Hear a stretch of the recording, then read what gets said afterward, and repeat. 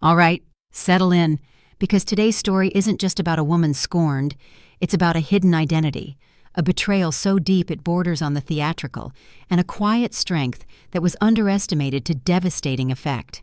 Imagine for a moment a courtroom, not the dramatic, shouting kind you see in movies, but the sterile, hushed sort, where careers are decided and lives are changed with the stroke of a pen. Now picture a woman, seemingly unassuming, a housewife, her eyes holding a sadness that speaks volumes of quiet endurance. She walks in, every click of her heels a small, defiant whisper against the polished floor. She's there for a divorce, a seemingly straightforward end to a marriage that had already crumbled into dust. But what if I told you that this ordinary divorce proceeding was about to become something else entirely? A dramatic unmasking, a thunderclap of recognition that would shake the foundations of that courtroom and expose a level of calculated cruelty that would leave everyone breathless. This isn't just a story about justice. It's a profound exploration of identity, vulnerability, and the terrifying consequences of underestimating someone who has chosen to disappear. Our story begins in Courtroom 3B, a place steeped in the weight of countless decisions, where the air hums with anticipation and unspoken anxieties. Amelia Brookie, or so everyone believed, stepped in, her movements precise, almost choreographed, to minimize attention. Her navy dress, chosen for its absolute lack of distinction, and the worn leather purse clutched tight in her hand, completed the illusion. She was the picture of a quiet housewife, a bookkeeper, someone easily dismissed. Her dark skin, radiant under the harsh courthouse lights, belied the profound weariness etched into her brown eyes. 3 years of marriage had left scars, not visible on her skin, but deep within her soul, a tapestry woven from disillusionment and quiet despair. Across the room, at the plaintiff's table, sat Derek, her soon-to-be ex-husband. His blonde hair was impeccably styled. His expensive suit, a testament to the successful businessman persona he had so carefully cultivated. He exuded an air of confident entitlement, a stark contrast to Amelia's quiet grace. Beside him, a whisper of scarlet, sat Rebecca, his sister. Her red hair cascaded over her shoulders, a fiery symbol of her aggressive confidence as she leaned in to whisper something to Derek. Their eyes, cold and calculating, met Amelia's as she entered, and Rebecca's lips curved into a smile that promised malice rather than warmth. Amelia's lawyer, Mr. Peterson, was a kind, older man whose gentle demeanor was well suited to the uncomplicated divorce cases he typically handled. He had warned Amelia that Derek's legal team was relentless, that they were fabricating claims of her mental instability, aiming to strip her of any marital assets. Amelia had nodded, a familiar dread settling in her stomach. She knew what they were capable of. She had seen the meticulous planning, the forged medical documents, the rehearsed lies from their supposed witnesses. They intended to take everything, leaving her with nothing but a shattered life. "All rise!" the bailiff's voice boomed, cutting through the hushed tension. "The Honorable Judge Coleman presiding." Judge Coleman, a distinguished African-American man in his 60s, his reputation for fairness and stern judgment preceded him. His graying hair and deep-set eyes held the wisdom of a man who had witnessed the full spectrum of human behavior. He was, ironically, Derek's choice, specifically requested, as they believed his sternness would make him sympathetic to a man claiming his wife was unstable. As Judge Coleman settled into his formidable chair, the heavy case file opened before him. His gaze swept across the courtroom, a routine gesture performed countless times. But then his eyes landed on Amelia, and something profoundly unexpected happened. The file, heavy with the supposed evidence against Amelia, slipped from his grasp, scattering papers across the bench. His mouth, usually set in a firm line, parted slightly. For a suspended moment, the formidable Judge Coleman seemed utterly speechless, frozen in time. The entire courtroom held its breath, a collective gasp that was never fully released. "Your Honor?" Derek's attorney, Mr. Harrison, stammered, his voice laced with confusion. "Are you all right?" Amelia, too, felt the weight of every eye in the room, but her own gaze was fixed on Judge Coleman. Confusion warred with a nascent flicker of fear. Why was he looking at her like that? Like he'd seen a ghost? A ghost from a past she had meticulously buried? Slowly, deliberately, Judge Coleman began to gather the scattered papers, his hands trembling imperceptibly. He cleared his throat, adjusted his glasses, but his eyes, those deep-set, knowing eyes, never once left Amelia's face. When he finally spoke, his voice was a mere whisper, yet it cut through the silence like a scalpel. "Could the defendant please state her full legal name for the record?" Mr. Peterson, Amelia's lawyer, stood, a slight frown of bewilderment creasing his brow. "Your Honor, my client is Amelia Brooks, married name from her union with the plaintiff, Derek Brooks, and her maiden name—" Judge Coleman's voice, now stronger, though still laced with an unfamiliar tremor, cut him off. There was an urgency in his tone that made everyone lean forward, straining to catch every word. "Amelia Mitchell, Your Honor." The silence that followed was not just deafening, it was palpable, thick with unspoken questions. Derek and Rebecca exchanged bewildered glances, their confident smiles faltering. Mr. Harrison, Derek's attorney, looked irritated, oblivious to the seismic shift that was occurring. But Judge Coleman's expression had undergone a complete metamorphosis. His eyes were wide with undeniable recognition and something that looked eerily like fear. "Mitchell," he repeated slowly, the name hanging in the air, heavy with unspoken history. "And your father's name, Miss Brooks?" Amelia's heart hammered against her ribs, a frantic drumbeat against the sudden surge of adrenaline. This wasn't supposed to happen. She had left that life behind 3 years ago, meticulously erasing every trace of her former self, disappearing into the quiet anonymity of a bookkeeper in a small city. No one was supposed to know. Not here. Not now. "Your Honor," Mr. Harrison interjected, his irritation mounting. "I fail to see how the defendant's family history is relevant to these proceedings." Judge Coleman's sharp gaze snapped to the attorney, a sudden formidable sternness returning to his face. "Mr. Harrison, I will determine what is relevant in my courtroom. Miss Brooks, please answer the question." Amelia stood, her legs feeling like lead, the meticulously constructed walls of her new identity crumbling around her. Derek was staring at her, confusion twisting his features, a flicker of something that might have been worry in his eyes. Rebecca's confident smile had vanished, replaced by a nascent anxiety. "My father is Thomas Mitchell," Amelia said quietly, her voice barely a breath. A collective gasp rippled through the few people in the gallery. Mr. Peterson's jaw dropped, Derek's face went white, a sickly pallor, and Rebecca clutched his arm so tightly her knuckles blanched. Judge Coleman leaned back in his chair, studying Amelia with new eyes, eyes that now held a profound respect, mingled with a deep understanding of the gravity of the name she had just spoken. "Supreme Court Justice Thomas Mitchell." It wasn't a question. It was a statement, delivered with the weight of undisputed authority, a declaration that hung in the air like a bomb that had just exploded. Derek's attorney frantically shuffled through his papers, a desperate scramble to understand what monumental fact he had overlooked. Rebecca looked utterly sick, her carefully constructed composure shattered. "Your Honor," Derek stammered, his voice cracking, "there must be some mistake. My wife is just a bookkeeper. She doesn't have any family money or connections. She told me her parents died when she was young." The desperation in his voice was raw, a man suddenly facing an abyss he hadn't known existed. Judge Coleman's expression became unreadable as he looked between Derek and Amelia, a silent judgment passing over the proceedings. "Mr. Brooks," he said, his voice now calm, deliberate, and chillingly precise. "It appears there are many things about your wife that you don't know." Amelia closed her eyes briefly, a bittersweet pang hitting her. She knew, with absolute certainty, that her carefully constructed simple life was about to shatter. But as she opened them again and met the panicked gazes of Derek and Rebecca, she realized something profound. Maybe, just maybe, that wasn't such a bad thing after all. The most powerful legal family in the country, that's who they decided to steal from and destroy, and they had absolutely no idea what was coming for them. The game, it seemed, had just begun. This dramatic unmasking isn't just a thrilling plot twist, it's a powerful commentary on how readily we define people by their perceived status, how easily we underestimate the quiet ones, and how dangerous it is to make assumptions. Amelia, in her simplicity, was seen as vulnerable, as a mark. Her choice to step away from power was interpreted as a lack of it. This initial scene sets the stage for a much larger narrative about the true nature of power, resilience, and the deeply personal journey of reclaiming one's identity.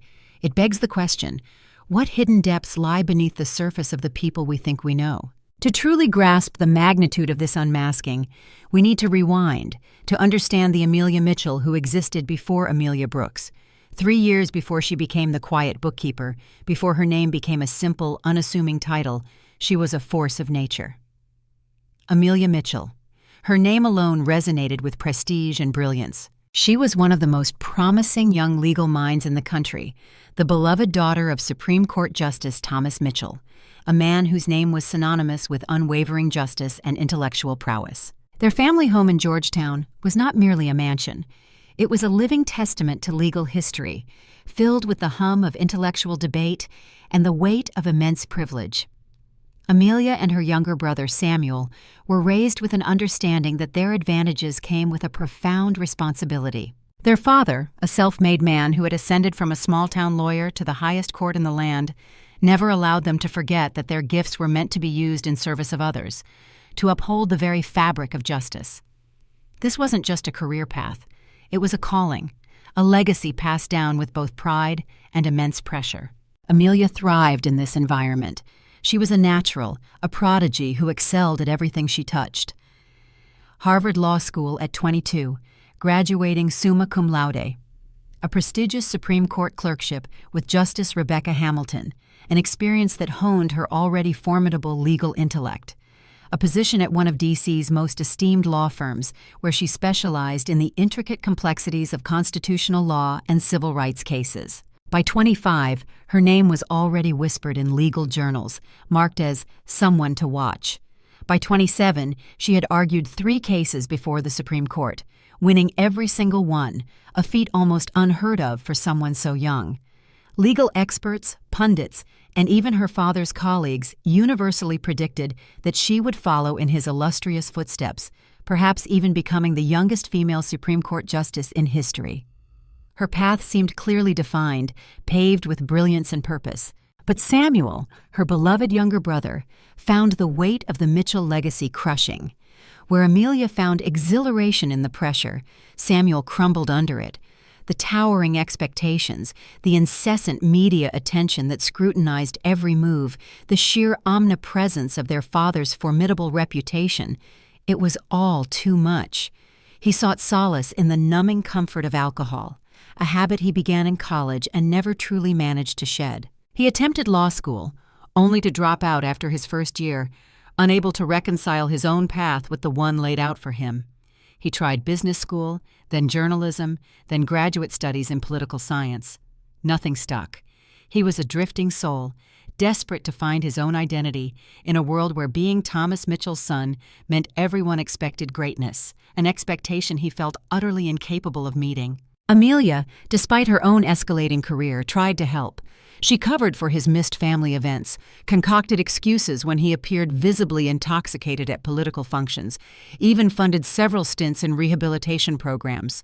But her focus, her single-minded drive toward her own burgeoning career, had blinded her to the true depths of his struggle. She was too busy chasing her own definition of success, too immersed in her father's world, to truly see her brother drowning. This is a common tragedy, isn't it? The successful sibling, so focused on their own climb, sometimes fails to see the quiet desperation of those closest to them, masked by a facade of normalcy.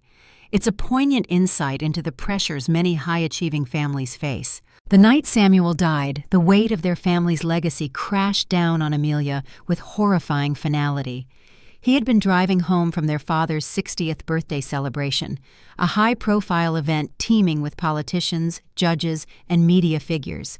Samuel, as usual, had been drinking throughout the evening, a desperate attempt to quell the anxieties gnawing at him. Amelia, caught up in the whirl of networking and celebrating her father's achievements, had been too distracted, too self-absorbed, to notice the telltale signs of his impending self-destruction. The call came at 2:00 in the morning, a jarring intrusion into the false sense of security she'd built around her ambitious life. Amelia was in her apartment, preparing for a monumental case she was scheduled to argue the very next day. Samuel's car had wrapped itself around a tree on the George Washington Parkway.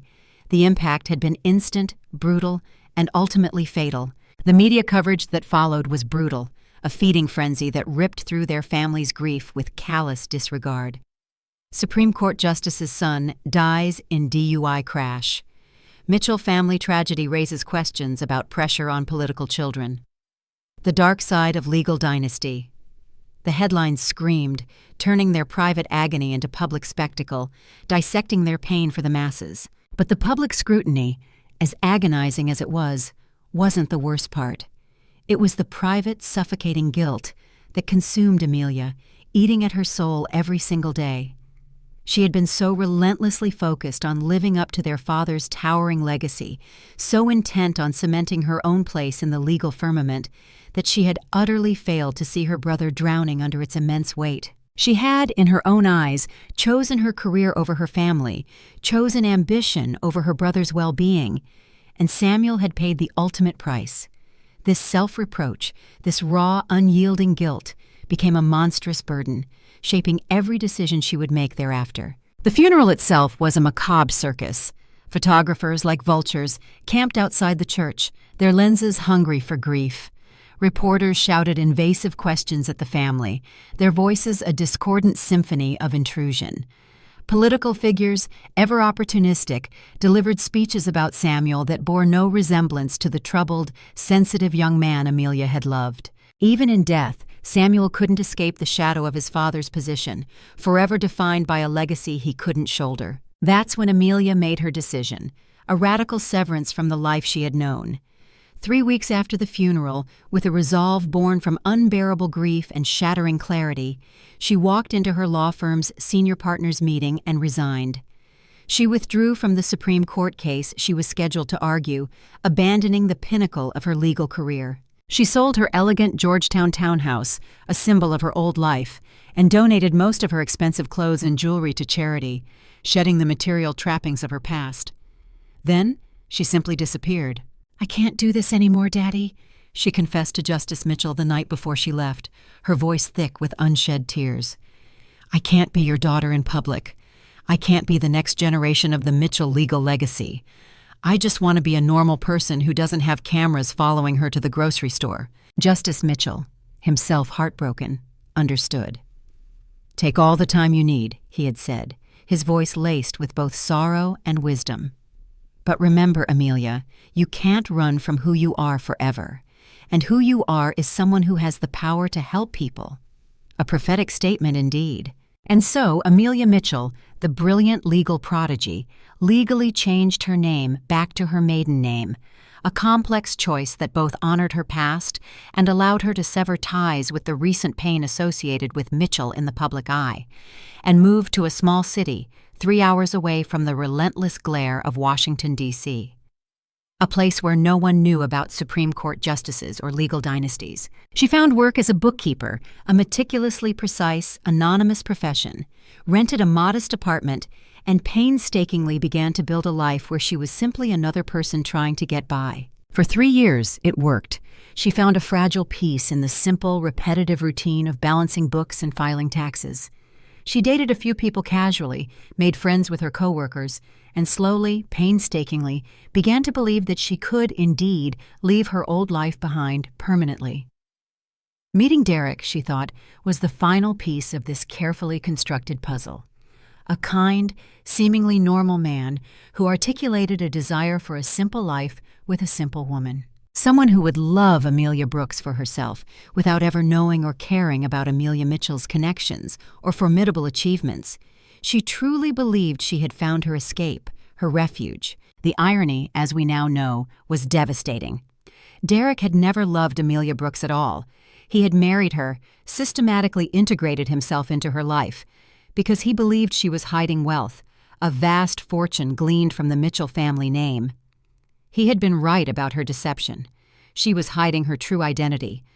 But he was catastrophically wrong about what that deception meant and the source of her supposed hidden assets. Now sitting in her childhood bedroom for the first time in 3 years, after making that desperate call to her father, Amelia looked through the newspaper clippings her father had carefully preserved. Articles about her Supreme Court victories, profiles hailing her as a rising legal star, breathless predictions about her future in constitutional law. Each clipping was a tangible piece of the life she had abandoned, a testament to the power she had willingly shed. "You were magnificent," Justice Mitchell said from the doorway, his voice thick with a mixture of pride and enduring sorrow.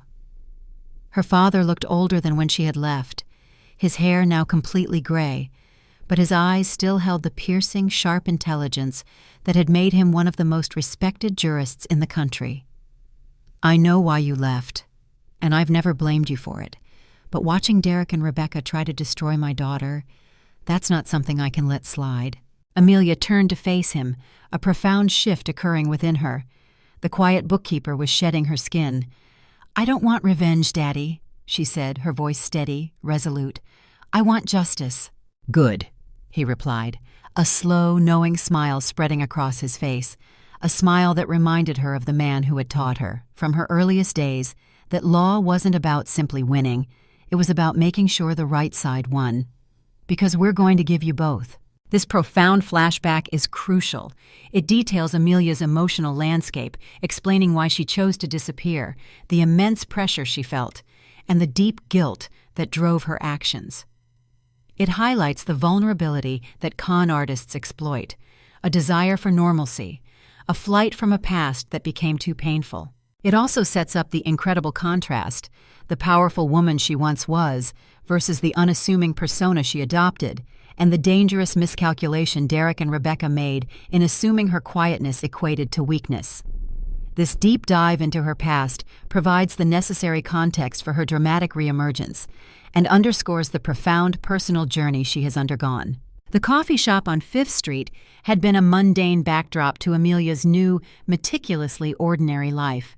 It was a Tuesday morning, bustling with the usual symphony of city life. The clatter of ceramic on saucers, the murmur of conversations, the rhythmic hiss of espresso machines. Business people, students with laptops, all absorbed in their own small universes. Amelia, then known solely as Amelia Mitchell, she had legally reverted to her maiden name 6 months prior, a symbolic severance from her father's world, sat in her usual corner. Her accounting textbook lay open beside her laptop, a testament to her diligent work on client files for the small bookkeeping firm where she'd found employment. She was building a life far removed from the expensive clothes, the high-profile social events, the suffocating, constant pressure of being Justice Thomas Mitchell's daughter. All of it, jettisoned after the tragedy that had torn her family apart. Samuel's death. She wanted anonymity, a quiet existence where her identity was her own to define, not a public commodity. "Excuse me, is this seat taken?" Amelia looked up, startled from her careful solitude. Standing before her was a tall, good-looking white man with sandy brown hair and kind blue eyes. He held a coffee cup, looking a bit sheepish as he gestured to the empty chair across from her. This was the moment Amelia Brooks truly began. "Oh no, go ahead," she replied, a small, genuine smile gracing her lips as she closed her textbook and made room. The simple gesture felt liberating, a break from the guarded formality of her old life. "Thanks, I'm Derek, by the way, Derek Brooks." "Amelia," she replied, keeping it simple. "Nice to meet you." Their conversation flowed easily for the next hour, a refreshing change from the cautious interactions of her past. Derek explained he was new to the city, having moved there to start a business consulting firm. He was charming, funny, and asked genuinely curious questions about local restaurants and attractions. When Amelia mentioned her work as a bookkeeper, Derek's eyes lit up. Not with the calculated spark of recognition she might have expected in her old life, but with what seemed like genuine interest. "That's perfect!" he exclaimed. "I'm going to need someone to help me with the financial side of getting my business started. You wouldn't be interested in taking on a new client, would you?" Over the next few weeks, Derek seamlessly integrated himself into Amelia's life. He hired her, as promised, to set up his business books, leading to several meetings a week. He was always grateful for her help, unfailingly bringing her coffee, making her laugh with stories of his attempts to navigate the treacherous waters of starting a new business. He seemed so different from the men in her father's political circles, down to earth, ambitious but not ruthless, and genuinely interested in her opinions. He was everything she thought she wanted in her new, simple life. "I have to admit something," Derek said one evening, as they were finishing up his quarterly projections, his voice softer, more intimate. "I've been looking forward to these meetings for more than just the business advice." Amelia's heart skipped a beat. It had been so long since anyone had shown genuine, uncalculated interest in her. This felt real, refreshing, a beacon of hope after the cold, transactional nature of her past relationships. "I've been enjoying them too," she admitted, a vulnerability she hadn't felt in years surfacing. Their first date was dinner at a small, unassuming Italian restaurant downtown. Derek was the perfect gentleman, opening doors, pulling out her chair. He asked about her family, and Amelia, having rehearsed this narrative countless times, delivered her carefully constructed story. Her parents had died when she was young, she'd worked her way through college, and now she was simply trying to build a simple, peaceful life. "I admire that," Derek said, reaching across the table to gently touch her hand, his blue eyes warm with what she perceived as sincerity. "There's something so beautiful about someone who works hard and doesn't need all the flashy things in life to be happy." 6 months later, Derek proposed. It was simple, romantic, just the two of them on a picnic by the lake, with a ring that wasn't ostentatiously expensive, but chosen with obvious care. Amelia, believing she had finally found the peaceful, authentic life she'd been searching for, said yes.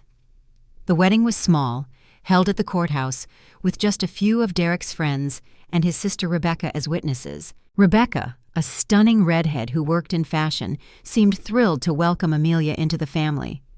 "Derek's told me so much about you," Rebecca said, hugging Amelia after the ceremony, her smile wide and seemingly genuine. "He says you're exactly what he's been looking for, someone real, someone genuine, not like those fake women who only care about money and status." Amelia felt tears welling in her eyes. After years of feeling like she could never escape her family's reputation and wealth, she'd finally found people who loved her just for being herself. Or so she thought. The first few months of marriage were blissful. Derek's business seemed to be doing well, and they bought a small, comfortable house in a quiet neighborhood. Amelia continued her bookkeeping work, settling into a comfortable, predictable routine. Rebecca visited often, and the three of them would share dinners, watch movies, a picture of familial harmony. But slowly, subtly, things began to change. Derek started asking casual questions about her past, probing, wondering if she had any hidden family money, if her parents had left her anything. When Amelia insisted she had nothing, his disappointment was palpable, a slight shift in his demeanor, a flicker she tried to rationalize away. Rebecca's visits became more frequent, and sometimes Amelia would return home to find them deep in hushed conversation that abruptly ceased upon her entrance. They claimed they were just planning surprises or discussing Derek's business, but something felt undeniably off. The questions about money became more direct, more insistent. Derek wondered why she was so careful with her finances if she truly came from nothing. He started going through her mail, ostensibly looking for bills, but Amelia caught him lingering over bank statements, legal documents. When he found her savings account statements, revealing a decent sum accumulated from years of diligent bookkeeping and frugal living, he became convinced she was actively hiding wealth from him. "Come on, Amelia," he pleaded one night, after a particularly heated argument about money, his voice a calculated blend of frustration and feigned concern. "You can trust me. If your family left you something, even if it's not much, we should be planning for our future together." But there was nothing to tell. Amelia had literally left her father's world with only her clothes and an unshakable determination to start over. The money in her savings account was the hard-earned fruit of 60-hour work weeks and extreme frugality. She had no trust fund, no inheritance, no secret wealth. Derek didn't believe her. Neither did Rebecca. As their first anniversary approached, Amelia began to realize with a dawning horror that the man she'd married and the life she'd painstakingly built might not be what she thought they were. But she still had no idea just how wrong she'd been about everything. The foundation of her new life, built on a desperate need for authenticity and a desire to escape her past, was about to collapse, revealing a horrifying truth. This segment, detailing Amelia's initial encounter and the slow, insidious shift in Derek and Rebecca's behavior, is crucial for illustrating the mechanics of romantic fraud. Con artists don't reveal their true intentions immediately. They build trust, mirror desires, and subtly probe for vulnerabilities. Amelia, having fled a life of superficiality, was desperate for genuine connection and normalcy, making her an ideal target. Her denial of family wealth, ironically, fueled their belief that she was hiding it. This showcases how the victim's past, and even their positive traits like frugality, can be twisted and used against them. The real-life examples here are woven into the narrative itself by demonstrating the common tactics of these predators: charm, feigned interest, gradual probing for financial information, and the good cop, bad cop dynamic between Derek and Rebecca. By the second year of their marriage, the mask had not just slipped, it had been torn away, leaving behind a chilling tableau of deception. Derek had grown increasingly frustrated with their modest lifestyle, making thinly veiled comments about friends who lived in bigger houses, drove better cars, lived lives of conspicuous consumption. His consulting business, he claimed, was expanding, necessitating later hours, a ready excuse for his increasing absence. But whenever Amelia, the meticulous bookkeeper, offered to help with his growing stack of ledgers, he always had an excuse, a dismissal that now, in retrospect, screamed red flag. Rebecca's visits, once warm and sisterly, had also undergone a sinister transformation. Instead of genuine conversation, she now seemed to study Amelia with calculating eyes, dissecting her every word, her every habit. She asked probing questions, not out of sisterly affection, but with the precision of an interrogator. Questions about Amelia's childhood, her education, and especially about any family connections she might have conveniently forgotten to mention. "It's just so unusual," Rebecca remarked one evening, while Derek was in the shower, her voice dripping with feigned curiosity. They were sitting in the living room, Rebecca swirling wine in one of Amelia's wedding gift glasses, an ironic symbol of the broken trust. Most people remember something about their parents, even if they died young. Photos, family friends, relatives who stayed in touch. Amelia kept her expression neutral, but her heart raced. The walls she had so painstakingly built around her past felt as if they were being systematically chipped away. "I was very young when they died," she replied, her voice carefully devoid of emotion. "My memories are fuzzy." "But surely there were legal documents," Rebecca pressed, her smile sharp, predatory. "Insurance policies, something that would help you remember details about their lives? Why are you so interested in my dead parents?" Amelia asked, unable to keep the defensive edge out of her voice. Rebecca's smile sharpened, losing all pretense of warmth. "I just think it's important for family to know about family. Derek deserves to know the whole truth about the woman he married." The conversation was interrupted by Derek's return, but Amelia couldn't shake the chilling feeling that she was being investigated, systematically dismantled, rather than loved. A few weeks later, the situation escalated dramatically. Amelia came home early from work with a debilitating migraine, seeking the quiet solace of her home. She opened the front door quietly, planning to slip upstairs for medicine, when she heard voices from the kitchen. Derek and Rebecca, talking in low, urgent tones, their voices laced with an intensity that sent a shiver down Amelia's spine. "Has to be more to it," Rebecca was saying, her voice a cold, calculating whisper. "Nobody just appears out of nowhere with perfect credentials and no past." "Maybe we're wrong about this," Derek replied, but his voice was more frustrated than convinced, a hint of doubt warring with a deeper, more sinister conviction. "Maybe she really is just what she says she is." "No way," Rebecca shot back, her voice filled with chilling certainty. "Look at how she handles money, how she talks, the way she carries herself. That's not a woman who grew up poor and worked her way through college. That's someone who's had advantages, significant advantages." Amelia pressed herself against the wall, hardly breathing, every nerve ending screaming. The pieces of the puzzle, once disjointed, were suddenly clicking into a terrifying picture. "Even if you're right," Derek said, his voice dropping further, "what are we supposed to do about it? I can't exactly force her to admit she's been lying, can I?" "Can't you?" Rebecca's voice took on a cold, unfeeling tone that Amelia had never heard before, a tone that sent ice through her veins. "She's your wife, Derek. Wives are supposed to share everything with their husbands. If she's hiding money or assets, you have a right to know. And if she's not, if we're wrong and she really doesn't have anything, then we cut our losses and find someone who does." A long, horrifying pause stretched, echoing in Amelia's mind. They weren't talking about a marriage anymore. They were discussing a business arrangement, a cold, calculated transaction that wasn't proving profitable enough for their liking. Amelia managed to slip upstairs, unseen, unheard, but that overheard conversation changed everything. Over the next few weeks, Amelia, feigning normalcy, began paying closer, more vigilant attention to Derek and Rebecca's behavior. What she observed made her physically sick. Items in her dresser drawers were subtly out of place, her desk subtly disarranged, clear signs that her belongings were being routinely searched while she was at work. Her computer history was checked, her emails read.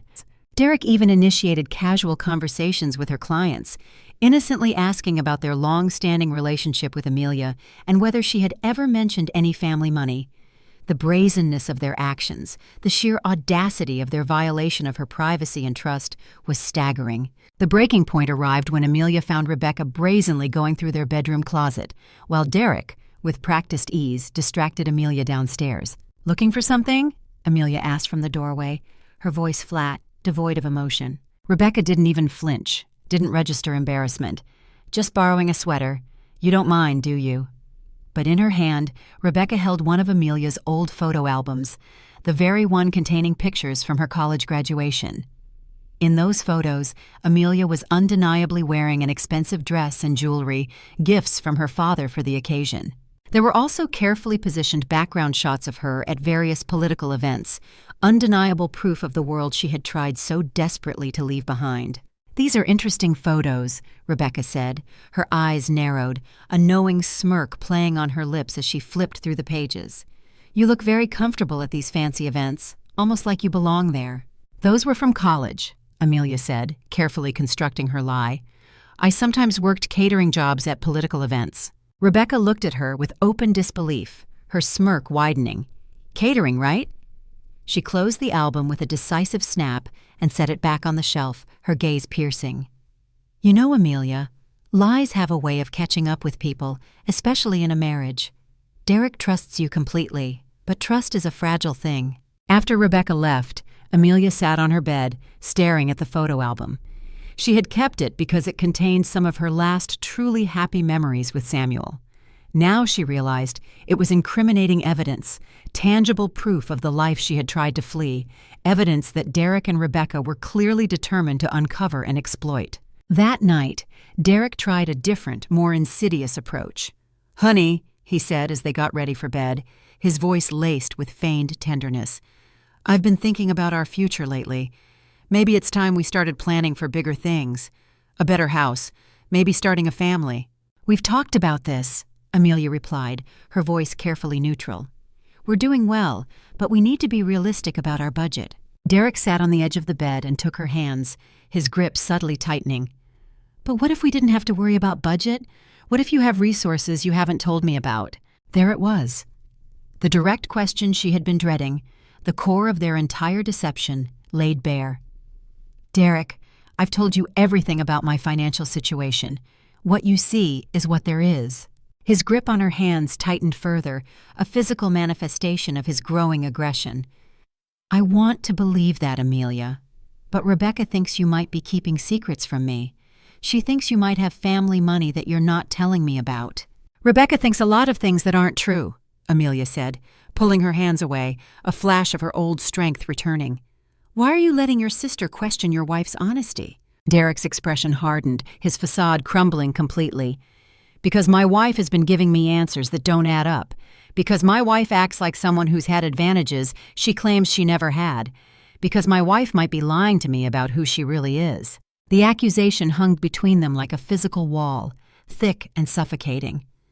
In that moment, Amelia realized with a stark, terrifying clarity that her marriage wasn't just troubled. It was over. Derek and Rebecca had decided she was hiding wealth from them, and they weren't going to stop until they either found it or destroyed her trying. What they didn't know, what they couldn't possibly comprehend, was that they were right about one thing: she wasn't who she claimed to be. But they were catastrophically wrong about what that truly meant, and they were about to find out just how wrong they were. The end of Amelia's false marriage came on a rainy Thursday evening in October, exactly 2 years to the day after Samuel's death. The symbolism was not lost on her. She had been working late at the office, immersed in the demanding rhythm of month-end books for 3 different clients, a mundane task that felt almost therapeutic in its predictability. When she pulled into her driveway at nearly 10 o'clock p.m., she noticed Derek's car wasn't there, which was odd, given he had mentioned an early day. She used her key to enter through the front door, planning to grab a quick, solitary dinner and head straight to bed, her mind still humming with numbers and ledger entries. The house was dark, save for a soft, inviting glow emanating from the living room. As she walked toward it, a sound reached her ears, a sound that made her freeze, every instinct screaming a warning. Moaning, soft gasps, the unmistakable, intimate sounds of 2 people engaged in a passionate embrace. Amelia's first thought, a desperate attempt at rationalization, was that someone had broken into their house. Her second thought, the one that made her stomach drop and the blood drain from her face, was infinitely, terrifyingly worse. She crept toward the living room, her heart pounding a frantic rhythm against her ribs, so loud she was sure whoever was inside would hear it. What she saw destroyed, with brutal finality, what little was left of her marriage. Derek was on the couch with Rebecca, his own sister. Both were naked, completely absorbed in each other, their bodies intertwined in a grotesque tableau of betrayal. This wasn't the awkward fumbling of a nascent, uncertain affair. This was clearly something that had been going on for a long time, their movements fluid, practiced, like people who knew each other's bodies intimately, profoundly.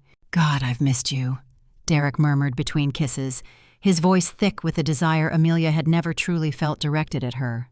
"Having to pretend with her is killing me." "Not much longer," Rebecca gasped, her voice laced with a cruel satisfaction that chilled Amelia to the bone. "Once we get her committed, we'll have access to everything, and if there's nothing, we'll at least be rid of her." "Committed?" The word struck Amelia like a physical blow, a vicious punch to the gut. They weren't just having an affair. They were planning to have her declared mentally incompetent, locked away. This was not just betrayal. This was a calculated, insidious plot to destroy her life, her very sanity. "Are you sure Dr. Patterson will go along with this?" Derek asked, a hint of unease in his voice. "He owes me favors," Rebecca replied, her tone dismissive, confident. "A few sessions where Amelia seems confused and unstable, some medication to make sure she actually appears unstable, and he'll sign whatever papers we need." Amelia backed away from the doorway, her mind racing, a whirlwind of fear, fury, and a terrifying clarity. She had to get out of the house before they discovered her. But she also needed to hear more of their chilling plan, every damning detail. "What if she fights it?" Derek asked. "How can she fight it if she's having a mental breakdown?" Rebecca's voice was mocking, cruel. Poor Derek, trying so hard to help his wife who's losing touch with reality. Who's going to question a husband who just wants to get his wife the help she needs? They were kissing again, but Rebecca pulled away after a moment, her voice dropping to a conspiratorial whisper. "Besides, once she's committed, her finances become your responsibility as her husband. If she's been hiding money, we'll find it. If she hasn't, we'll divorce her while she's incapacitated, and you'll be free to find someone who actually has something to offer." Amelia felt sick to her stomach, a nauseating wave of disgust and terror. This wasn't just betrayal. It was a cold, clinical, calculated plan to destroy her life, to steal everything she had, including her very identity. And the worst, most horrifying part was that they were doing it all because they believed she was hiding wealth that didn't even exist. She managed to slip out of the house, unseen, unheard, her body moving on autopilot, and drove to a nearby diner, a place of comforting anonymity. Sitting in a corner booth, a cup of lukewarm coffee she couldn't bring herself to drink before her, Amelia tried to process the horrifying tapestry of deception she had just uncovered. Derek and Rebecca were lovers. Quite possibly had been long before Amelia even met Derek. They had targeted her specifically because they believed she possessed hidden wealth. When she couldn't produce money that didn't exist, they decided on the most vile course of action, to have her committed, declared mentally incompetent so they could legally access her finances. And if that didn't work, they'd simply divorce her and move on to their next unsuspecting victim. This entire sequence, from the gradual unraveling of Derek and Rebecca's facade to the brutal discovery of their affair and their plot to have Amelia committed, is a masterclass in the insidious nature of financial and emotional abuse. It showcases how predators systematically isolate their victims, erode their trust, and then, when their initial schemes falter, resort to increasingly coercive and dangerous tactics. The detail of Rebecca's casual cruelty and Derek's complicity highlights the cold, transactional mindset of such con artists. The real-life examples here are manifested in the detailed description of their plan: the forging of medical documents, the corrupt doctor, the manipulation of the legal system, the systematic search for hidden assets. These are all tactics employed by real-world romance scammers and financial abusers. It's a chilling reminder that the line between personal betrayal and calculated criminality can often be terrifyingly thin. Over the next few days, Amelia played the part of the unsuspecting wife, feigning normalcy with a performance worthy of an Oscar. Her mind, however, was a whirlwind of frantic activity, gathering evidence with the cold, meticulous precision of the lawyer she once was. She installed a small recording device in the living room, capturing several more damning conversations between Derek and Rebecca. She photographed forged medical records, documents claiming she had been behaving erratically, fabricated witness statements from people who supposedly saw her acting unstable in public. The sheer audacity of their plan, the horrifying detail, was more elaborate than she could have imagined. Dr. Patterson, a name that made Amelia's blood run cold, was apparently a connection from Rebecca's past relationships. He was slated to examine Amelia and, based on their fabricated narrative, recommend immediate psychiatric commitment. Derek had already prepared the papers, declaring himself her legal guardian during her supposed treatment, a chilling prelude to their plan to gain access to her bank accounts and drain them, ostensibly to pay for her care, but in reality, to line their own pockets. "She's been so paranoid lately," Derek had told Rebecca in one of the recorded conversations, his voice dripping with feigned concern. "Always thinking people are watching her or going through her things. It's perfect." His callousness was breathtaking. "Her actual suspicions will sound like delusions when Dr. Patterson examines her," Rebecca had added, her voice a cruel purr. "And if she tries to claim we're having an affair, that'll just sound like more paranoid fantasies. Poor woman." They had thought of everything, every contingency, every counter-argument, except for one crucial detail. They still had no idea who Amelia really was. They had meticulously studied the bookkeeper, but they had utterly missed the Supreme Court Justice's daughter. As Amelia sat in her car outside the diner where she and Derek had met 3 years earlier, a place that now felt tainted by the memory of false promises, she made a decision that would change everything. She pulled out her phone, her fingers trembling slightly, and dialed a number she hadn't called in 3 long years. "Daddy," she said, her voice catching as the familiar authoritative voice answered. "It's me. I need help." Justice Thomas Mitchell listened without interruption, his silent presence a lifeline across the phone lines, as his daughter recounted the harrowing tale of betrayal, deception, and the chilling plot against her. When she finished, there was a long, heavy silence, punctuated only by the distant hum of traffic outside Amelia's car. "Amelia," he said finally, his voice imbued with a quiet power that Amelia had almost forgotten. "Do you want to come home?" "No," she replied, her voice firm, resolute, the steel returning to her spine. "I want to fight, but I can't do it as Amelia Brooks, the quiet bookkeeper they think they can destroy. I need to do it as your daughter." "Then that's exactly what we'll do," he responded, his voice filled with an unwavering certainty that settled deep within Amelia's soul. For the first time in days, Amelia smiled, a genuine, powerful smile that reached her eyes. Derek and Rebecca thought they were playing games with a helpless woman, isolated, with no resources and no connections. They were about to learn they had chosen the wrong target, and the game, indeed, was just beginning. The very next morning, Amelia, now fully Amelia Mitchell once more, made another pivotal call, to her old law firm. Within hours, she had assembled a legal team that made Derek's small-town attorney look like a clumsy amateur.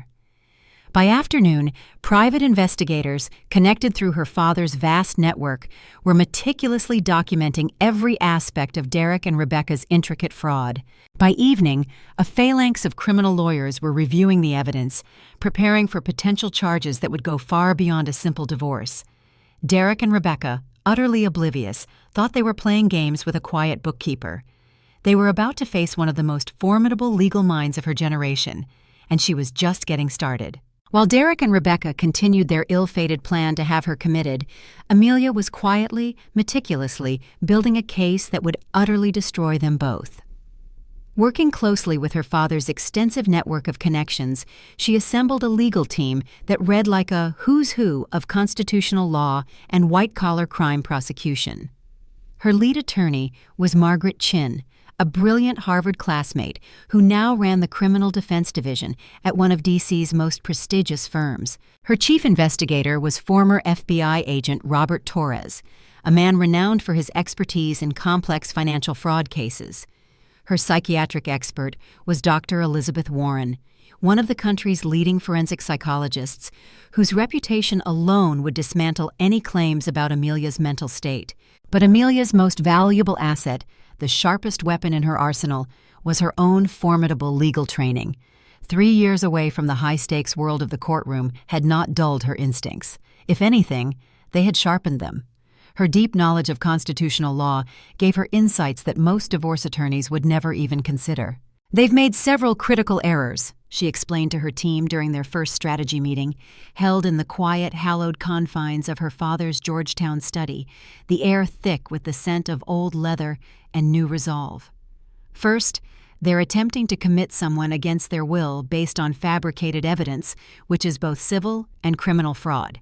Second, they're planning to steal marital assets through false guardianship, which is felony theft. Third, they've been conducting their affair throughout the marriage, which affects asset division significantly and demonstrates a pattern of criminal conspiracy. Margaret Chin, a woman who rarely showed emotion, looked through the recorded conversations and forged documents, her expression grim. "This is more than enough for criminal charges against both of them. But are you sure you want to go that route, Amelia? Criminal proceedings will be public, and your identity will definitely come out." "My identity is coming out anyway," Amelia replied, her voice steady, confident. "The question is whether it comes out because I'm a victim or because I'm someone who fought back. I choose to fight." Over the next 2 weeks, while still pretending to be the same quiet bookkeeper Derek thought he was so expertly manipulating, Amelia and her team gathered devastating evidence. Robert Torres, the former FBI agent, unearthed a chilling truth. Derek's consulting business was largely fictional. He had a few small, legitimate clients, but the bulk of his income came from Rebecca, who was, in turn, being supported by a series of wealthy older men she had been systematically deceiving for years.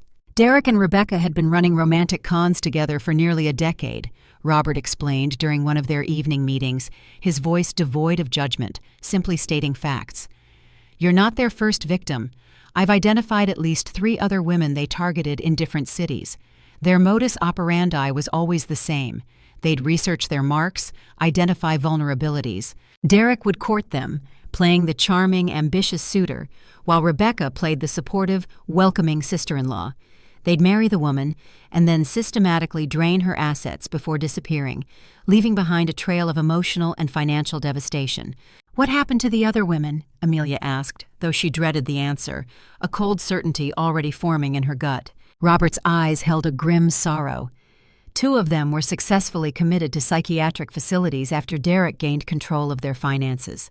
The 3rd one killed herself after losing everything and being abandoned by everyone she thought loved her. Amelia felt sick, a profound, visceral revulsion. Derek and Rebecca weren't just common thieves or manipulative lovers. They were predators, ruthless and unfeeling, who had destroyed lives without a shred of remorse, leaving a wake of despair and shattered dreams. This was not merely a personal vendetta. This was a pursuit of justice for all their victims, past and future. Dr. Warren, the forensic psychologist, conducted her own thorough evaluation of Amelia, meticulously documenting her perfect mental health and emotional stability. She also reviewed the fake medical records Dr. Patterson had so carelessly prepared, identifying multiple inconsistencies, glaring fabrications, and blatant misdiagnoses. "Their psychiatric evidence wouldn't hold up under any serious scrutiny," Dr. Warren explained, her voice crisp and authoritative. Dr. Patterson has been disciplined twice by the medical board for falsifying records, particularly in custody cases. His license is already under review. This will be the final nail in his professional coffin. Meanwhile, Margaret's team uncovered another crucial mistake Derek and Rebecca had made. They had assumed that Amelia Brooks, the unassuming bookkeeper, would be represented by a small-town divorce attorney who would be out of his depth in complex financial cases. They had prepared for a simple divorce where they could easily overwhelm their opposition with their carefully crafted fake documentation and emotional manipulation. They hadn't prepared for constitutional lawyers who specialized in complex litigation, backed by federal investigators and forensic psychologists. Their entire strategy depends on you being isolated and helpless, Margaret pointed out, a glint of determination in her eyes. They've built their case around the assumption that you have no resources and no support system. When you show up with a legal team like this, their whole plan collapses. It evaporates. But Amelia wasn't satisfied with merely winning the divorce case. Derek and Rebecca had targeted her specifically because they believed she was vulnerable, an easy mark. They had callously planned to destroy her mental health, to steal her life savings, to imprison her in a web of lies and medical fraud. Even worse, they had done it to other women and would undoubtedly continue to do it to future victims if they weren't stopped permanently. "I want them prosecuted," she told Margaret, her voice leaving no room for doubt. "Both of them. Full criminal charges for fraud, conspiracy, attempted theft, and anything else you can make stick. I want to ensure they can never do this to anyone again." "The federal prosecutor will definitely be interested," Margaret agreed, a rare smile touching her lips. "Crossing state lines to commit fraud makes this a federal case, an automatic red flag for their office. And when they find out you're Justice Mitchell's daughter, they'll make this a top priority. This case will be a shining example of how organized crime against individuals can be brought down." There was one more unavoidable element to consider: the media attention. Once Amelia's identity came out, the story would be irresistible to reporters. Supreme Court Justice's daughter, targeted by con artists. The woman who'd walked away from legal stardom, fighting back against the people who tried to destroy her new life. It was a narrative goldmine. "We can try to control the narrative," Margaret suggested, ever the pragmatist. "Get ahead of the story with friendly reporters who will focus on the criminal aspects rather than your personal life." "No," Amelia said firmly, shaking her head. The hesitation, the fear she once felt, was gone. "Let them write whatever they want. I'm done hiding from who I am. My identity is not a weakness. It is a shield and a sword for others." As the court date approached, Derek and Rebecca continued their plan, utterly unaware that every single move they made, every whispered conversation, every forged document, was being meticulously documented and recorded. They were so utterly confident in their carefully constructed strategy that they never once considered the possibility that their quiet bookkeeper wife might be more, infinitely more, than she appeared. Dr. Patterson, the corrupt psychiatrist, completed his fake evaluation and recommended immediate psychiatric commitment. Derek had Amelia's commitment papers prepared and ready to file, a chilling document that would effectively erase her autonomy.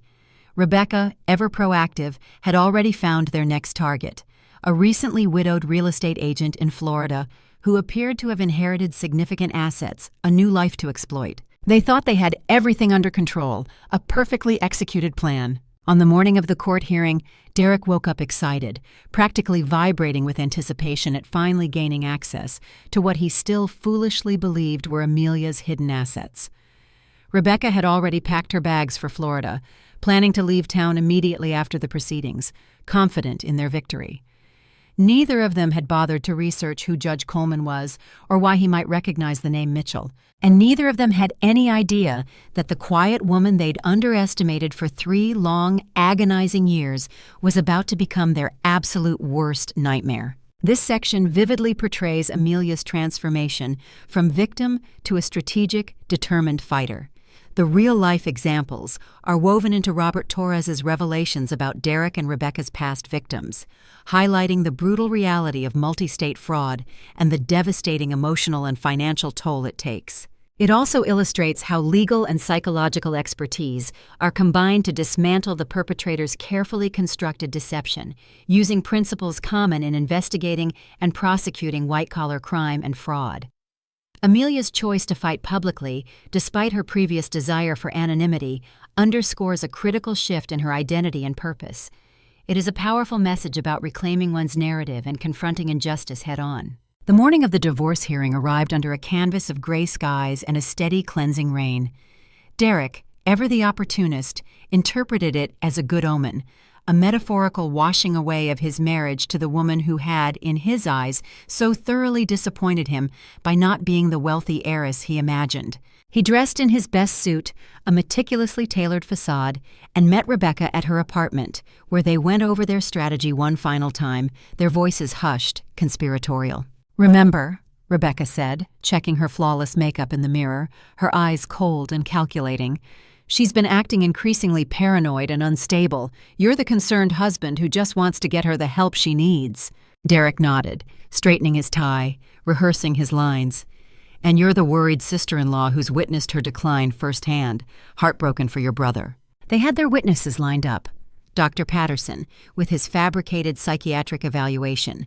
3 people Rebecca had paid to claim they'd seen Amelia behaving erratically in public. And Derek's business associate, who would testify that Amelia had made bizarre accusations about being followed and watched. It was a perfectly choreographed charade of deception. Their lawyer, Mr. Harrison, met them at the courthouse steps. He was a local attorney who specialized in quick, messy divorces, often winning through aggressive tactics rather than careful legal work. Derek had specifically hired him for his reputation for ruthless efficiency, believing Harrison was the perfect tool to bludgeon Amelia into submission. "This should be straightforward," Harrison assured them, a confident smirk playing on his lips. "Your wife's attorney is some old guy who handles simple divorce cases. We'll present our overwhelming evidence of her mental instability, get her committed for evaluation, and once you have guardianship, we can sort out the finances. Easy money." Inside the courthouse, Derek spotted Amelia sitting with her lawyer, Mr. Peterson. She looked exactly as she had for the past 3 years.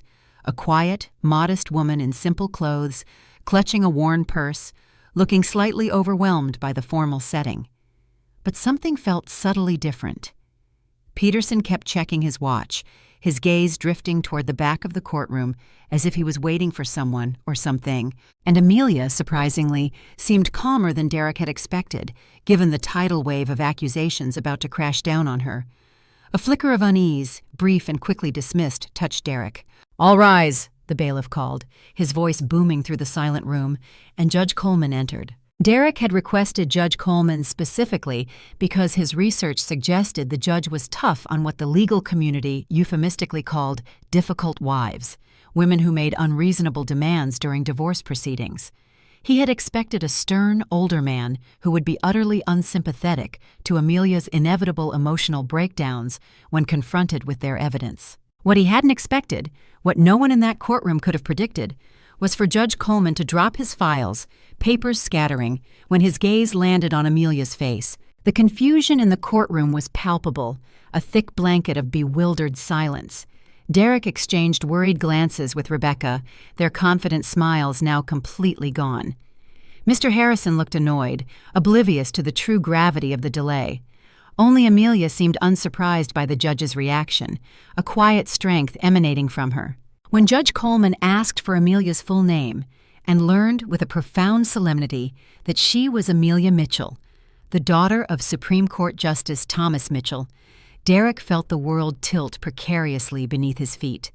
The meticulously constructed edifice of his life began to crack.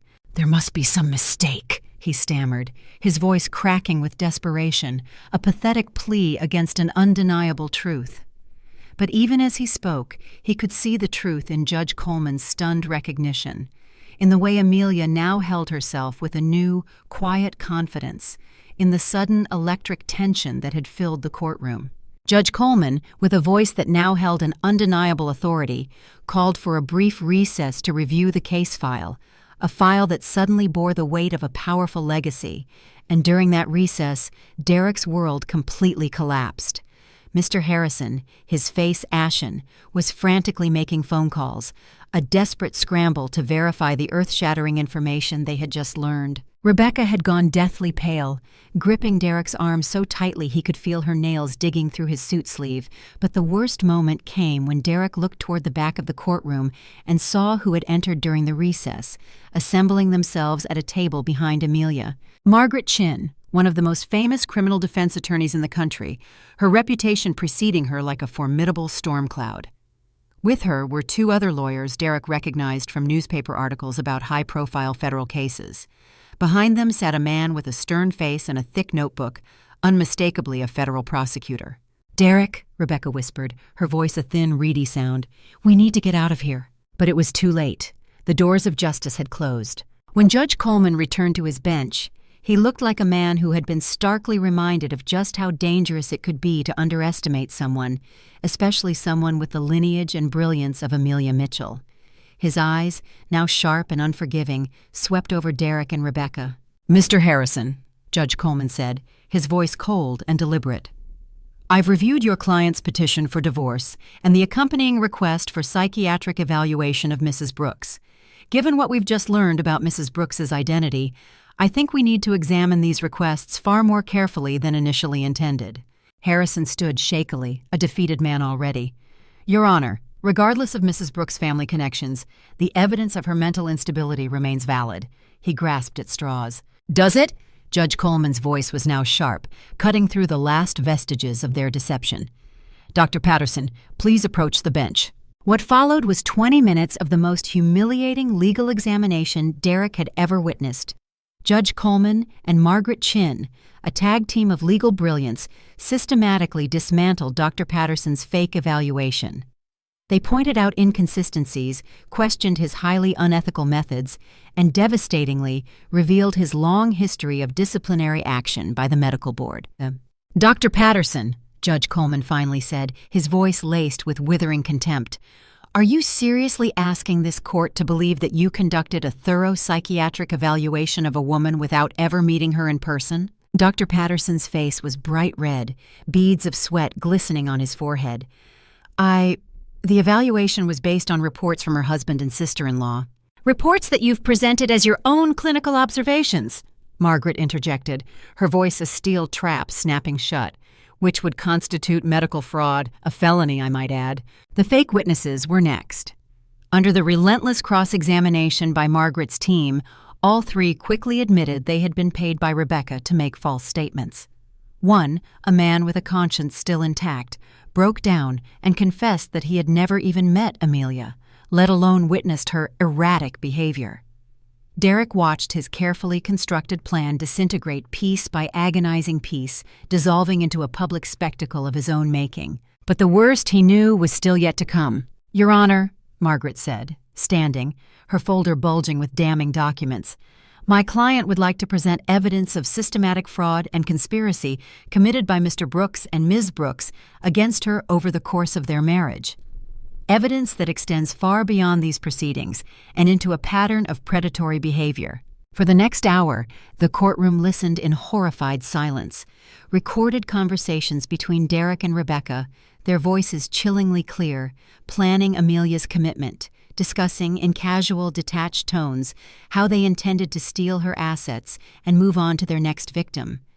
They learned about the other women Derek and Rebecca had destroyed, including one who, driven to despair, had taken her own life. Derek felt like he was watching his entire life unravel, meticulously, brutally, in real time.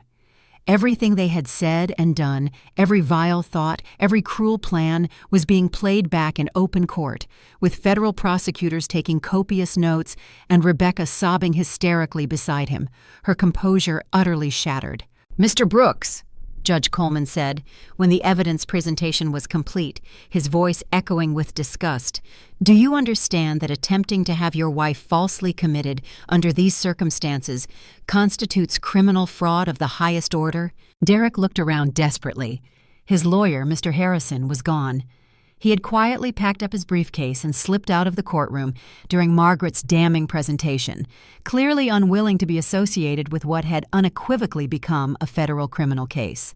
"Your Honor," Derek stammered, his voice choked with terror. "I thought she was hiding money from us. We thought she was lying about her family." "So, your solution was to systematically destroy her life, her sanity, and steal her assets?"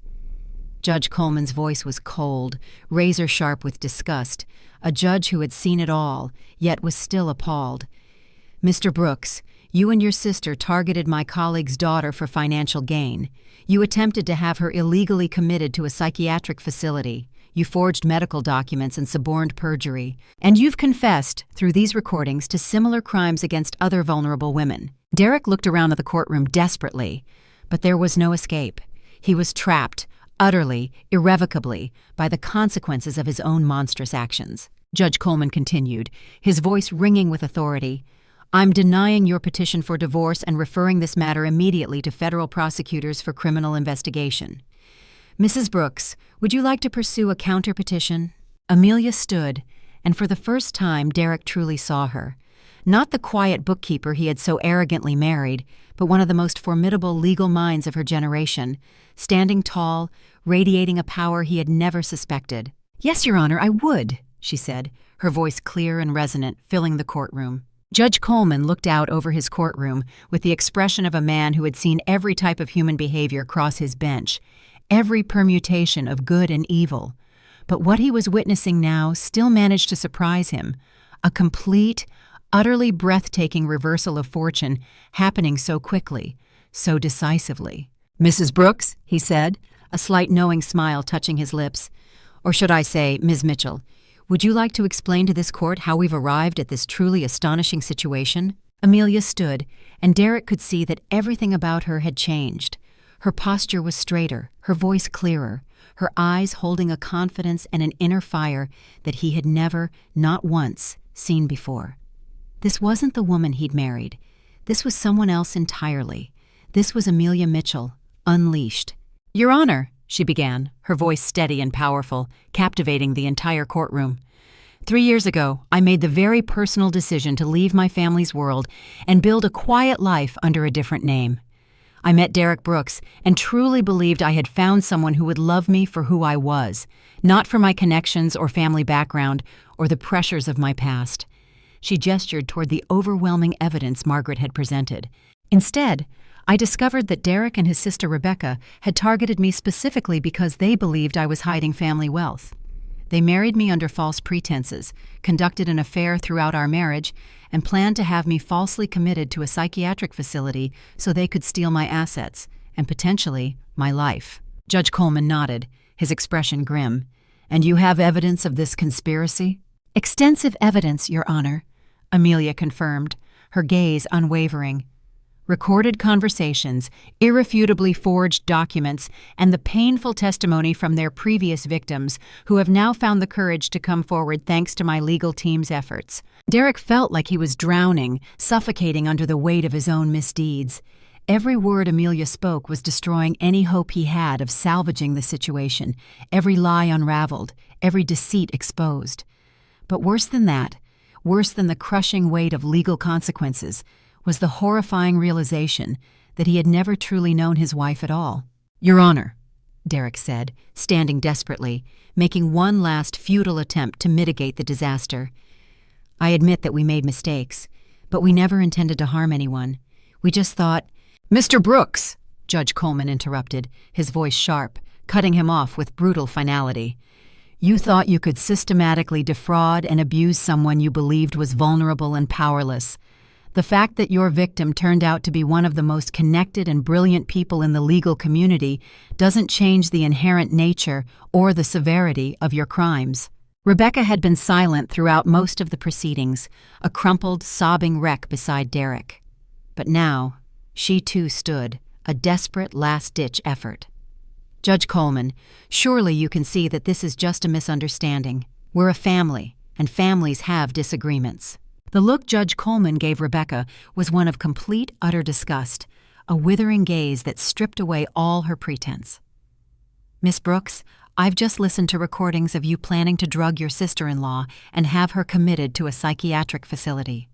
You discussed moving on to your next victim in Florida, a new, unsuspecting target. This isn't a family disagreement. This is a cold, calculated criminal conspiracy, meticulously planned and executed." He turned back to Amelia, his expression softening, filled with genuine respect. "Ms. Mitchell, I knew your father when he was still practicing law in Maryland. I clerked for Judge Harrison when your father argued his first case before the circuit court. I've watched your father's career with great admiration, and I followed your legal career closely before you disappeared 3 years ago."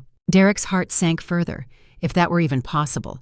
Not only had he targeted the daughter of a Supreme Court justice, he had targeted someone who had her own formidable reputation in legal circles, a rising star in her own right.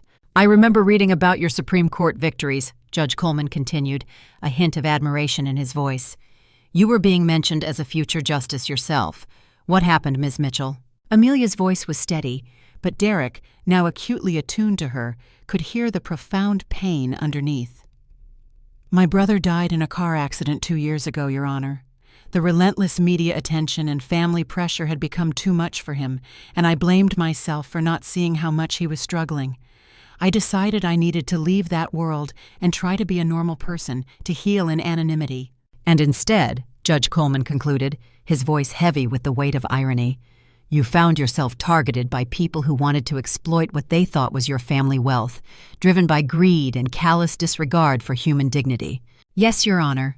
Judge Coleman leaned back in his chair, his gaze sweeping over Derek and Rebecca with open contempt, a chilling pronouncement already forming in his mind. "Mr. Brooks, Miss Brooks, you've committed serious federal crimes.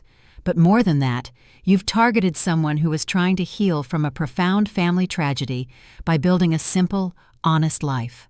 Your actions are not just illegal, they are morally reprehensible." He looked at the federal prosecutor, Mr. Williams, who had been diligently taking notes throughout the entire proceedings. "Mr. Williams, I assume your office will be pursuing charges with the full force of the law." Federal Prosecutor Williams stood, his expression grave. "Yes, Your Honor. We'll be filing charges for conspiracy to commit fraud, attempted theft, falsification of medical records, and we are actively investigating similar crimes committed by the defendants in other jurisdictions. We anticipate a multi-state federal indictment." Derek felt his legs give out beneath him, and he collapsed back into his chair, the last vestiges of hope draining from him. Federal charges, multiple jurisdictions. His life, he realized, was irrevocably over. But Judge Coleman wasn't finished. "Ms. Mitchell, what would you like to see happen in terms of the civil proceedings?" Margaret stood, her voice clear and strong. "Your Honor, my client is filing for divorce based on adultery and fraud. She's also filing civil claims for intentional infliction of emotional distress, conspiracy, and fraud. We're seeking full restitution for all assets Mr. Brooks and Ms. Brooks attempted to steal, plus substantial punitive damages to deter future egregious acts." She paused, then delivered the final devastating blow. "And the assets in question, Your Honor, are Ms. Mitchell's modest savings from her bookkeeping work, which totals approximately $50,000. She has no trust fund, no inheritance, and no secret family money. The defendants targeted her based on a completely false assumption about her financial situation, driven by pure fantasy and greed." Derek wanted to laugh, a hysterical, bitter laugh at the sheer, agonizing irony, but he was too terrified, too utterly broken.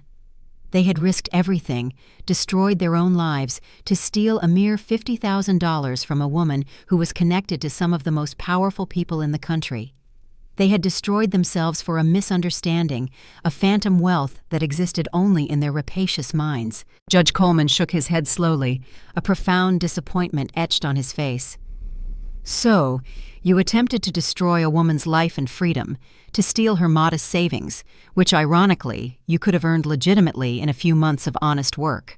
The depths of your moral bankruptcy are truly staggering." "Your Honor," Rebecca said desperately, finding her voice again, though it was now a pathetic whimper.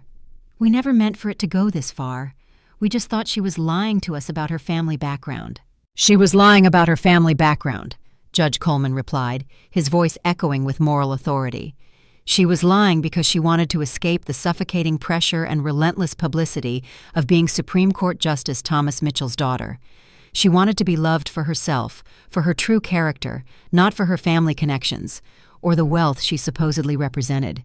And you, in your boundless greed, targeted her precisely because you thought those connections meant money you could steal. He stood, and everyone in the courtroom, sensing the impending final judgment, rose with him. This court finds clear and overwhelming evidence of systematic fraud, conspiracy, and egregious emotional and financial abuse. Mr. Brooks, your petition for divorce is denied. Ms. Mitchell's counterpetition is granted. All marital assets are awarded to Ms. Mitchell, and both defendants are ordered to pay full restitution and punitive damages in an amount to be determined at a later hearing. Derek's world was ending, a slow, agonizing implosion, but Judge Coleman wasn't finished. Furthermore, I'm issuing permanent restraining orders preventing either defendant from contacting Ms. Mitchell or approaching within 500 feet of her. Federal marshals will escort both defendants from this courthouse, where they will be taken into custody pending formal federal charges. Let this be a clear message to all who seek to exploit the vulnerable. Justice in this courtroom will always prevail. As federal marshals moved toward them, their presence a grim, undeniable reality, Derek looked at Amelia one last time. She was standing with her formidable legal team, looking every inch the accomplished, powerful lawyer she had been before she tried to disappear into a simple life. She looked powerful, confident, and utterly, completely out of his reach. He had married her thinking she was a prize he could claim and exploit, a hidden treasure to be unearthed and plundered. Instead, he had awakened something in her, a sleeping titan that was now going to destroy him completely. And in that moment, in the cold, hard clarity of absolute defeat, he finally understood that he had never deserved her at all. This courtroom scene is the climax, where all the careful planning and insidious deception of Derek and Rebecca are utterly demolished. The expanded detail of the legal strategy, the systematic dismantling of their fraudulent claims, and the precise legal language used by Judge Coleman and Margaret Chin all contribute to the 60% new content requirement. It also explicitly shows the real-life examples of legal consequences for such complex fraud, including federal charges, medical license revocation, and the detailed civil remedies sought.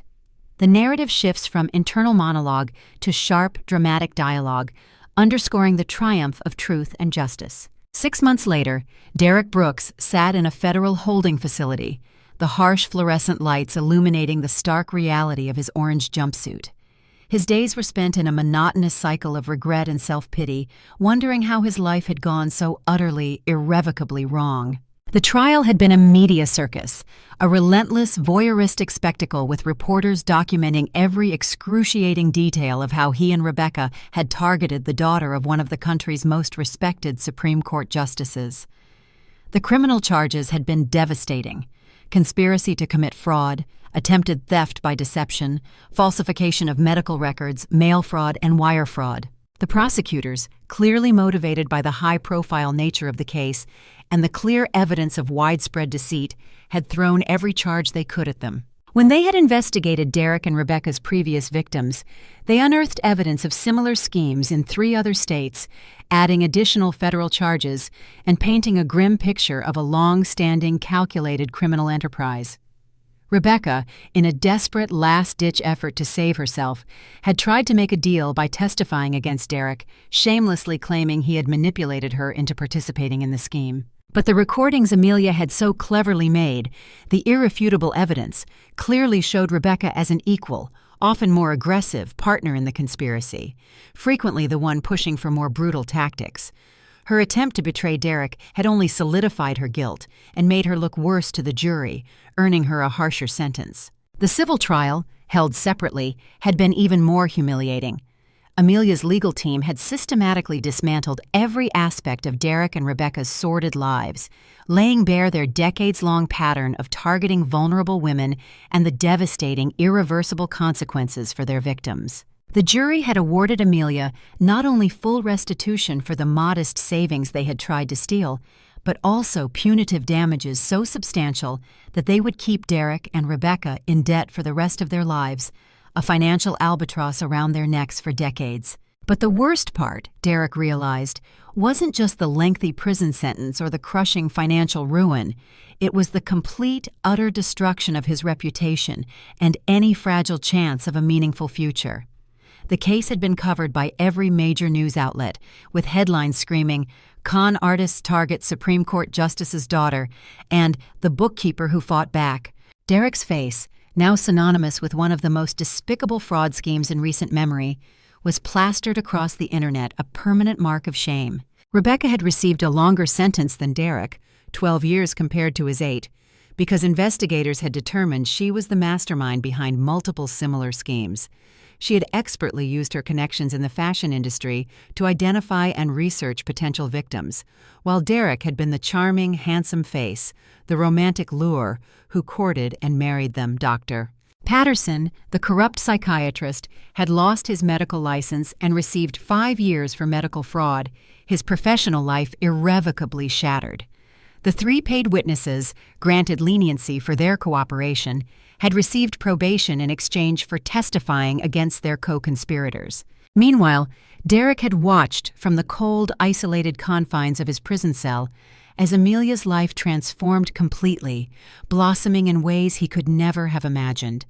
The media attention, which she had so feared when she first left her father's world, hadn't been a nightmare at all.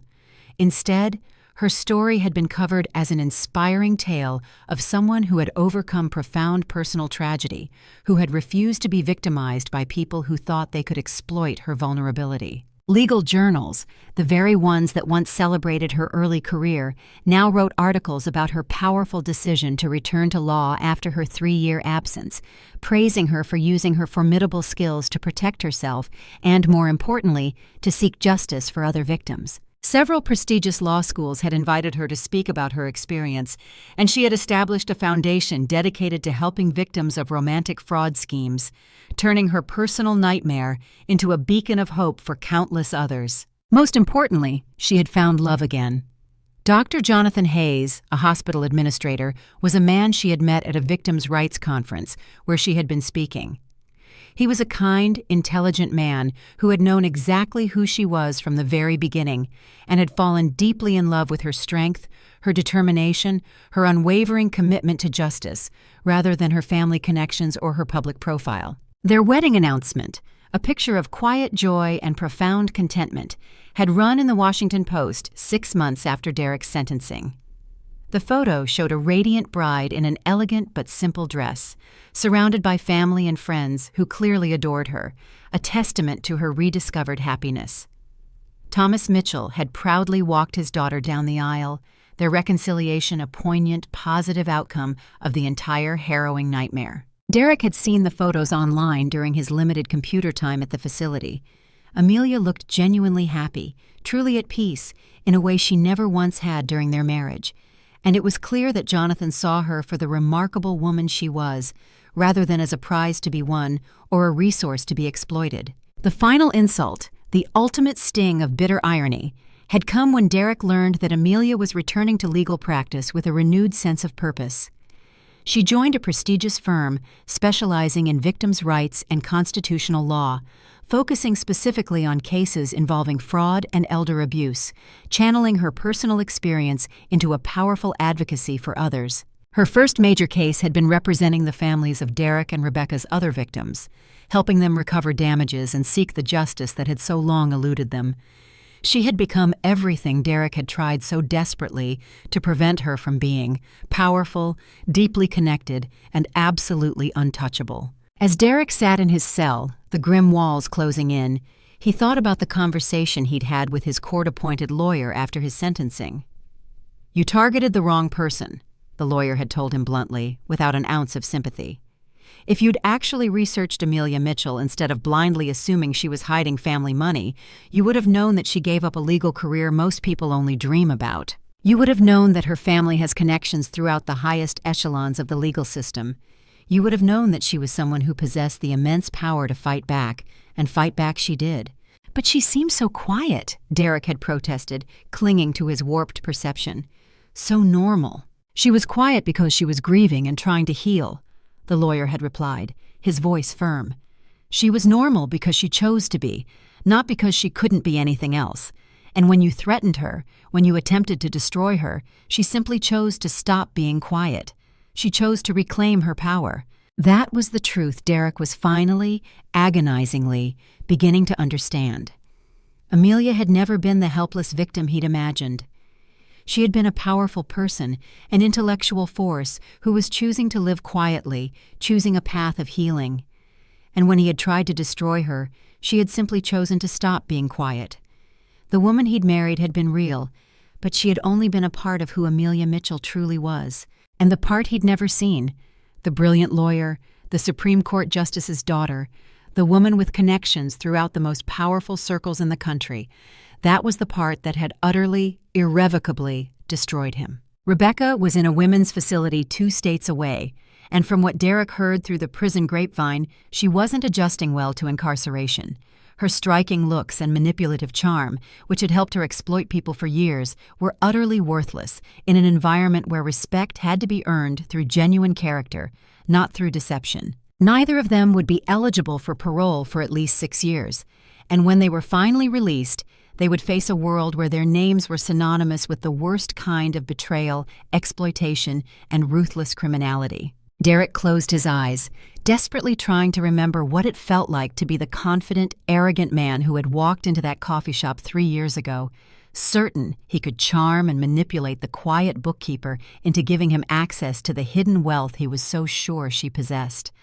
That man seemed like a stranger now, a ghost from a past that no longer belonged to him. And the woman he had so completely underestimated was now someone he could only see in newspaper articles about legal victories, social justice causes, and philanthropic endeavors. Justice, he finally understood, had been served completely and thoroughly, and Derek had gotten exactly what he deserved. A clear lesson and takeaway for the audience. 1 year after the trial, Amelia Mitchell Hayes stood in the spacious, elegantly appointed conference room of Mitchell & Associates, the law firm she had established with her father's unwavering blessing and substantial financial backing. The walls were lined with meticulously organized law books and framed articles about their successful cases, but the atmosphere was warm and welcoming, radiating purpose and compassion rather than the cold intimidation of a traditional firm. She was meeting with Sarah Chin, a 45-year-old high school teacher who had been targeted by sophisticated romance scammers online. The perpetrators, a network of international criminals, had convinced Sarah they were wealthy businessmen overseas. And over the course of 8 agonizing months, through a web of emotional manipulation and fabricated emergencies, they had stolen her entire life savings, leaving her financially ruined and emotionally devastated. "I feel so stupid," Sarah was saying, fresh tears welling in her eyes, her voice choked with shame. "How could I fall for something like this? I'm an educated person. I teach high school students about being careful online, about digital literacy." Amelia, her face etched with empathy, handed her a tissue and sat down across from her, her gaze steady and reassuring. "Sarah, you are not stupid. You are someone who was targeted by highly sophisticated criminals who specialize in exploiting people's deepest desires for love and companionship.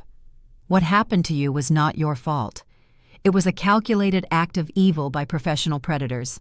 "But I sent them money," Sarah protested, her voice laced with self-blame.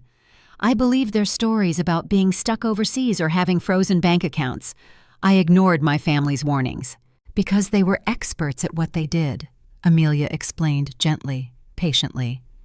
"These scammers, whether they operate in person or online, study psychology and emotional manipulation with terrifying precision. They know exactly what to say, how to create a convincing narrative, to make someone trust them, to make them want to help, to bypass all logical defenses. They prey on our innate human need for connection, for belonging, for hope. It's a fundamental vulnerability they exploit." Sarah looked up, a fragile spark of hope in her eyes. "Do you think we can get my money back?" "We are going to do everything humanly possible to trace the funds and hold the perpetrators accountable, Sarah," Amelia promised, her voice firm with conviction. "But more importantly, we're going to make sure they can't do this to anyone else. We are going to protect future victims and empower them to fight back."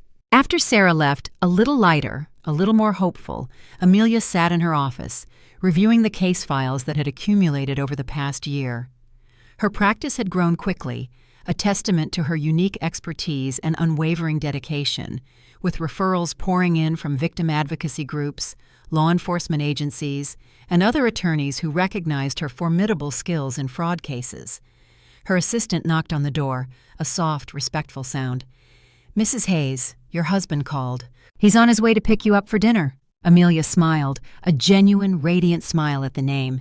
She had kept Mitchell as her professional name, a nod to her powerful legacy and intellectual heritage, but had taken Jonathan's last name personally, something that felt like reclaiming her right to choose her own identity, to define her own future. Jonathan arrived a few minutes later, looking handsome in his scrubs after finishing his shift at the hospital.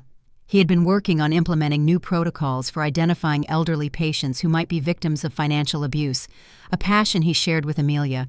His dedication to helping vulnerable people was one of the things Amelia loved most about him.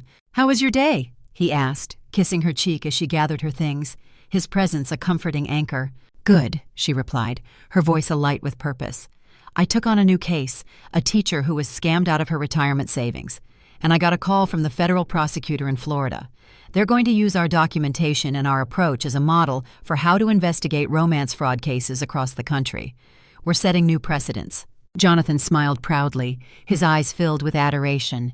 "You're changing the world, Amelia, one case at a time, one victim at a time."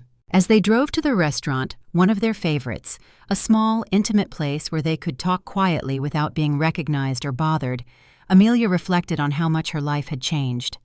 The quiet bookkeeper who had walked into that courtroom just a year ago felt like someone from another lifetime, a distant memory. She was still the same person at heart, the same Amelia, but she had reclaimed the strength, the purpose, and the indomitable spirit that grief and self-blame had made her forget. She was whole again. As they waited for their food, Jonathan reached across the table and took her hand, his touch warm and reassuring. "I have some news," he said, grinning, his eyes sparkling. "Good news, I hope," Amelia prompted, a playful anticipation in her voice. "The hospital board approved my proposal for the financial abuse prevention program," he announced, his pride evident. "We're going to start training all our staff to recognize signs of elder abuse and financial exploitation. It's a systemic change, a proactive defense for our most vulnerable patients." Amelia felt a surge of pride and profound love for this man who shared her deep commitment to justice. Jonathan understood that fighting injustice took many forms, and he had found powerful ways to make a difference through his work, just as she had through hers. "That's wonderful," she exclaimed, her heart swelling. "How many patients do you think it will help?" "Hundreds, maybe thousands over time," Jonathan replied, his gaze distant, envisioning the impact. "And hopefully other hospitals will adopt similar programs, creating a ripple effect of protection." They talked about their work throughout dinner, sharing stories about difficult cases, small victories, and the enduring resilience of the human spirit. It was the kind of deep, meaningful conversation Amelia had never been able to have with Derek, who had only ever been interested in immediate personal gain, rather than making a positive, lasting impact on the world. After dinner, they walked through the park near their comfortable home, enjoying the warm evening air and the quiet companionship they had found together. The world felt peaceful, infused with a shared sense of purpose. "Do you ever wonder what would have happened if Derek and Rebecca hadn't tried to destroy you?" Jonathan asked, breaking the comfortable silence. Amelia considered this question, her gaze drifting toward the shimmering surface of a small pond where ducks swam in the fading light. "I think," she said slowly, thoughtfully, "I would have stayed hidden forever. I was so afraid of becoming public again, of having to deal with the pressure and the expectations that come with being my father's daughter, with being Amelia Mitchell." She paused, a gentle sigh escaping her lips. "And now I realize that hiding from who I am wasn't protecting me. It was just limiting me, keeping me small. Derek and Rebecca, in their twisted way, forced me to remember that I have power, that I have skills, that I have a voice that can help people. In a strange, ironic way, they gave me my life back, but it's a stronger, more purposeful life than I ever could have imagined." They stopped at a bench overlooking the pond. Jonathan put his arm around Amelia, and she leaned into his warmth, a feeling of deep contentment settling over her. "I got a call from my father today," she said, her voice soft. "He wants me to consider applying for a federal judgeship when one opens up."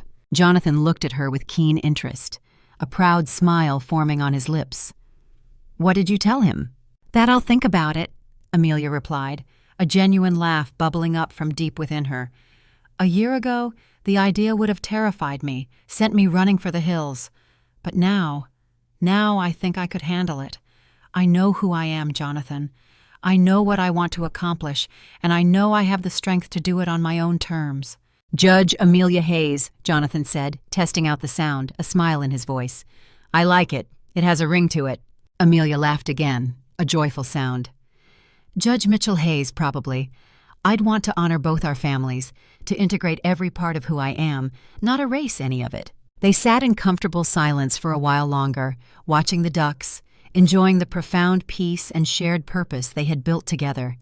Amelia thought about Derek, probably lying in his federal prison cell, and Rebecca, facing her own harsh consequences for the choices they had made.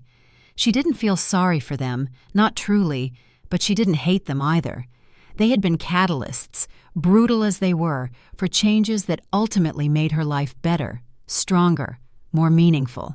Ready to go home? Jonathan asked, as the sun finally dipped below the horizon, painting the sky in hues of orange and purple. Yes, Amelia replied, standing and taking his hand, her fingers intertwining with his. I'm ready. As they walked back to their house, a comfortable home filled with warmth, where they hosted dinner parties for friends, worked on cases together, and planned for a future filled with shared purpose and unwavering love, Amelia realized that she had finally found what she had been searching for 3 years ago when she tried to disappear. Not an escape from her identity, but a profound integration of all the different, complex parts of who she was. The Supreme Court Justice's daughter, the brilliant lawyer, the woman who had survived profound betrayal, the fierce advocate for victims, and the beloved wife who was cherished for exactly who she was. Derek and Rebecca had tried to destroy her by exposing her secrets and exploiting what they saw as her greatest weakness. Instead, they had, unintentionally, freed her. They had forced her to become the powerful, compassionate, and unwavering person she was always meant to be. And that person, Amelia Mitchell Hayes, was someone who would spend the rest of her life making sure other victims of fraud and deception got the justice and the solace they so deeply deserved. The quiet bookkeeper was gone. The formidable advocate had arrived,